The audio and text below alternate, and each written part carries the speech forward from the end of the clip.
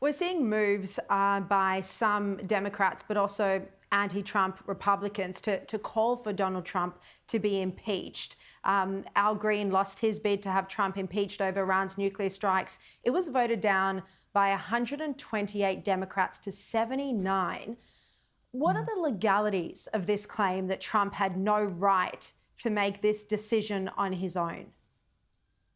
There don't appear to me to be any. It's extraordinary that one sees these party political claims being advanced. We didn't see this, however, in relation to Trump's previous action against al-Baghdadi, against Soleimani, or indeed to Obama's strikes in Yemen, in Syria.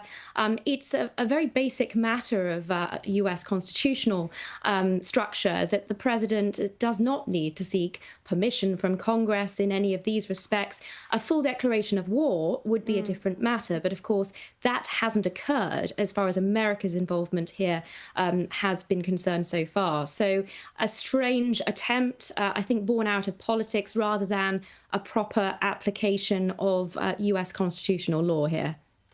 So what does this come down to? So if it was a war, would he need to get the approval of Congress? Is that where the line is?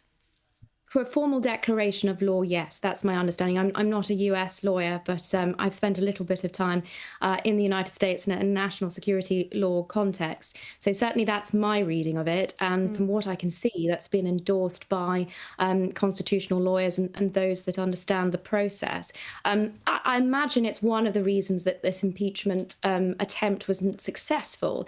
But I think in contrast to previous actions, previous strikes conducted by America under various presidents in the Middle East, it is striking that these complaints would be raised in this context, in the context of much needed strikes on Iran's nuclear facilities, and strikes which I should stress have made the region as well as the world a great deal safer. All of these rhetorical flourishes of starting World War III, frankly, are being proven to be ridiculous.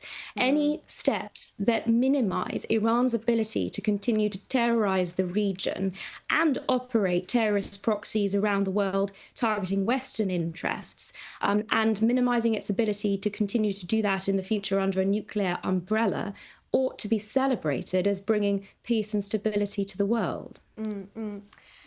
Just finally, Natasha, we're seeing that the US is trying to encourage Iran now to engage in talks about its nuclear program. It should allow the IAEA to have access to its nuclear sites. Would you be trusting Iran in this scenario? Well, certainly not. Of course, this is a regime that broke the ceasefire within hours. It is a regime that has consistently used previous agreements with the United States and others to continue to advance covertly its nuclear ambitions. The most important development over the last week is that its nuclear program has been put back significantly. In that context, those negotiations may, of course, continue, but its actions here that I think, again, speak louder than words. And we're never going to have a situation, let me acknowledge, that there is a final nail in the coffin of Iran's problematic ambitions as the Islamic Republic that I'm talking about, unless we see regime change coming from within, an opportunity for the people to throw off this oppressive, tyrannical regime that they have suffered under for some 46 years. But for that sort of change in Iran, I'm afraid all we can anticipate and hope for is a control on its annihilation attempts on Israel and other Western interests. But in that context, there has been significant advantage from what's happened over the last week. That can certainly lead to more productive talks, but I wouldn't trust anything that the Iranians commit to, because there is a track record here of them consistently lying And this is a regime that uses that sort of subterfuge and dishonesty to advance its ambitions, in particular, the death to Israel ambition. But let's not forget, death to America includes death to the UK, death to Australia. This is a regime that has pitted itself against Western liberal democracies from its inception in 1979. Indeed. Natasha, really appreciate your time. Great to have you on the show once again. Thank you so much.